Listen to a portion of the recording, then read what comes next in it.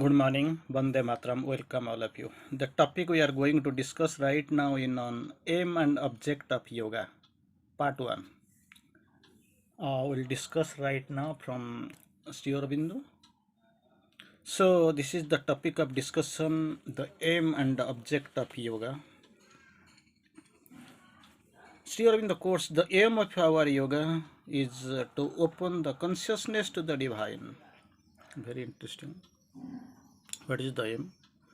Because before going to the topic, I will try to quote. Sri Aurobindo has quoted different names for this yoga.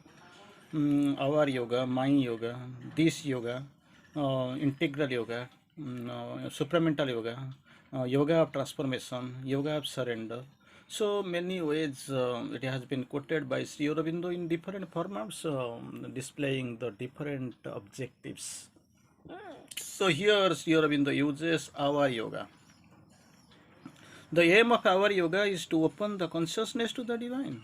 Open our consciousness to the divine. It means we are not at all, our consciousness is closed. We are not aware of our consciousness, original true consciousness. The aim of yoga is to open because it is closed, our the consciousness to the divine, and to live in the inner consciousness. Even if somebody knows what consciousness is really meant, he is staying in the outer consciousness. So here the aim of yoga is to live in the inner consciousness. That is the next one. More and more while acting from it in external life. Normally, we lead the life that is external. Very few have entered into the original inner life. So the object of yoga is to open the consciousness to the divine, and the second, here to live in the inner consciousness more and more while acting in the external life, action in movement in external life, but we have to stick to the inner life, inner meaning, inner depths we have to plunge into. Third, to bring the inmost psychic, external mind, external vital, external physical. Then comes the inner mind, inner vital, inner physical, and the inmost is psychic. So inmost psychic into the front, and by the power of this, once this third one means psychic is brought to the front.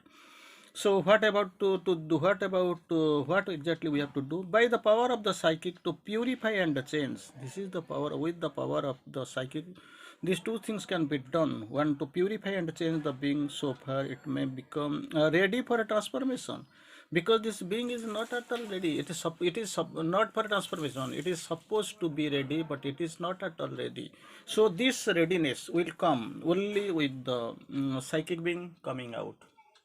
And and in union with the divine knowledge. That is the object of our yoga. You must be very, it is essential for everybody to know, not for ourselves or for the people who are actually gathered over here. Actually, it is a topic to be known. It has to be displayed to everybody, because in another context, Sri Aurobindo has quoted, yoga must be revealed to mankind. Mankind is does not mean that the few people who are sitting before me and attending the conference and the talk. No, it is not actually this. This is not meant for them. For those really who it has to be revealed. Revealed means it is concealed right now. It is there, very much prominent. It is there, but it is concealed. But it has to reveal to the mankind.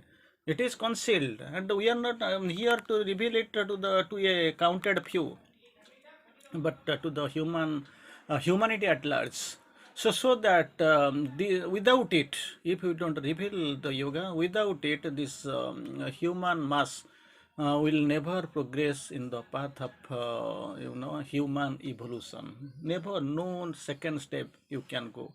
Simply, okay, the train is going and we are sitting there. The boat is moving in that water and we are sitting. One time will come, we will reach. But there is no guarantee. And then about the time and space where you will reach. Simply we are sitting. Yeah.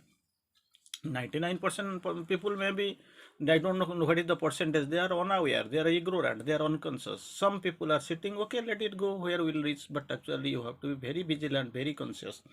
Then again, divine knowledge, will and love. To that only you have to you have to transformation and union with the divine knowledge, divine will, and divine love. This is the first thing we have to consider. This is the and the second also, and another aspect here. Secondly, to develop the yogi consciousness, that is not is at all there. Simply coming and sitting for somehow, okay, some program is going there, we have called some people, they are outsiders, they don't have any idea, we have, as we are invited, we have to sit there, or as we are in the managing committee, we are here, or dignitary persons have been called, they are coming, and they find everything is in silence, peace. Okay, let us for some time, we can sit, after as soon as it is completed, we can go and attend the bhoji, that the feast, and we'll go. It is not like this. So you have to, if you are sincere and serious in this yogic method, you have to develop the yogi consciousness. To universalize the being in all the planes. You must gain the yogi consciousness. Okay, I have got people many times, they claim, they argue that we have got it, but thing is that to develop the yogi consciousness, developing yogi consciousness means what? Simply we are coming, sitting for some time, and then we are meditating or something. Exactly, Sri Aurobindo course about the yogic consciousness, Sri Aurobindo tries to explain. In all the planes, become in all the planes, material, physical, psychic, spiritual, in all the planes, and become aware of the cosmic being and the cosmic forces, and be in union with the divine in all the planes of the up to our mind. Supermind is different. Up to the overmind, you have to universalize the being in all the planes. Second, you have to become aware of the cosmic being and the cosmic forces. These are existing, you must be aware. And the third, union with the divine in all the planes up to our mind. In the up to our mind, this yogic faculty, if you ask, very few people will be there to ask you what is the overmind, what is spiritual mind, and how overmind acts, and how is overmind is the passage to the supermind. It is a very difficult question for them. They don't know, they are unaware still then, but the thing is that to some extent you know. So, and the number three, Sri Aurobindo quotes, to come into contact with the transcendent divine. To come into contact with the transcendent divine. Three things you can go to: transcendent, personal, impersonal, and transcendent. To come in contact with the transcendent divine beyond the overmind. Transcendent mind beyond the overmind. Before some time I just quoted that even people, they don't know about the spiritual mind, only they are confined to the ordinary surface mind, and those people, they are also very few in number, limited in number, because within mind, man is a mental being acting with the mind. What is that mind? They don't know, even they don't analyze these things, and there later you have to come to the spiritual mind, and that four layers, like higher mind, illu mind, intuitive, and overmind. Then comes the overmind is the passage to the spiritual mind. It needs a lots of homework you have to do, and beyond overmind, through the supermind consciousness, and supramentalize the consciousness. That is another thing. So thirdly, into the contact with the transcendent divine beyond overmind. Transcendent divine, it is located, it is actually beyond overmind, through supramental consciousness, not in the ordinary consciousness, through supramental consciousness, and supramentalize the consciousness and the nature, and to make itself instrument for the realization of the dynamic divine truth. Dynamic to for the realization of the dynamic divine truth, and it's a transforming descent into the earth nature. You have to be very conscious. So three objects of this yoga, Sri Aurobindo tried to quote and explain. Number one, what we have to do: open to the consciousness of the divine and live in the inner consciousness. And the third is to so you have to go to the psychic, and the four, psychic must be come and purify and change the being. That is the which will be ready for transformation. That is the number one objective of yoga. So second is very important. That is, secondly, to develop the yogi consciousness. Second, to develop the yogi consciousness in all your being, aware of the cosmic being and the cosmic forces. To be union with the divine in all the players up to our mind. Up to our mind, how? That the connection will be there. There with next step, here in the course. To come in contact with the transcendent divine. Transcendent divine, we have to get contact beyond, which is beyond our mind. How this contact will come? It will come only in the supramental consciousness and the supramentalize the consciousness. You ordinarily people, if you ask, they won't say you what really this consciousness is meant, and you have to hear supramentalize the consciousness. That is another very deep, in-depth analysis of the story and the nature, and make oneself an instrument for the realization of the dynamic divine. Make a realization of the dynamic divine truth, and transforming the descent into earth nature. That is the three objects of this we have seen. Then next step forward, we are quoting Sri Aurobindo right now. Sri Aurobindo quote, the object of our yoga.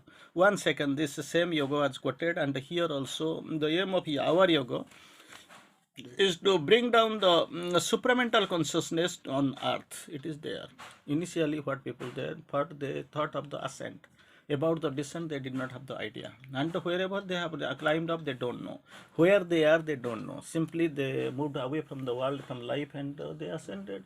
To some extent, they have ascended, they have done, but nobody knows how far they have gone. Anyway, this object of our yoga, so far this integral yoga is concerned, to bring down the supramental consciousness on earth and to fix it there, not only to keep it there and to fix it there.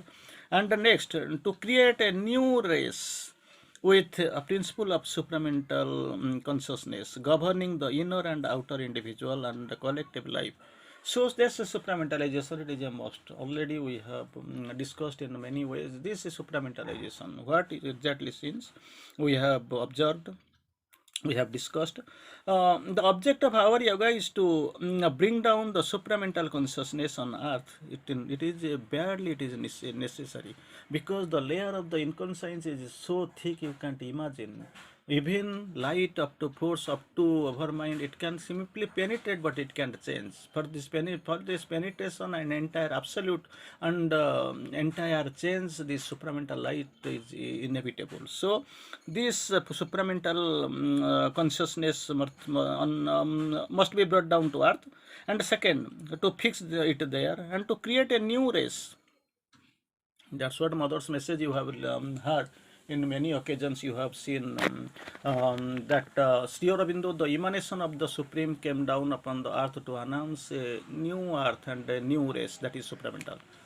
Till now nobody has the idea, because supramental is the creation of Sri Aurobindo. So he told this new race with the principle of the new race. How? Simply worldwide new mortal? No. With the principle of supramental consciousness governing the inner and outer individual. Supramental consciousness governing the inner and outer individual and the collective life. That is the purpose of our yoga. So we have seen, we are going forward to the next stage, because things are so vast, so interesting. We want to read something more. This yoga does not mean the rejection of the powers of life. Simply old formats, old faculties they were doing, rejecting the powers of life, but an inner transformation. Simply we are rejecting life, we are moving out from the world, we don't make any sansar. So family, this relation, it is a barrier on the yoga. So these are where the concept in the old for the old faculties. But so far these integral yogis are concerned, inner transformation and a change of the spirit in life and the use of this power. First, one thing is inner transformation, change of the spirit. These count in life and the use of powers. So these powers are now used in the egoistic spirit and for undivine ends. Normally now we are using, and we have to get out of it. This egoistic attitude, separative attitude, we must be got rid of, must be overcome. They have to be used in a spirit of surrender to the divine. Must be surrendered to the divine, there is no other go, and to the purpose of the divine work. This must be surrendered, and this is the purpose of our yoga. So it is time to conclude here. The next part, part 2, will start tomorrow. Thank you.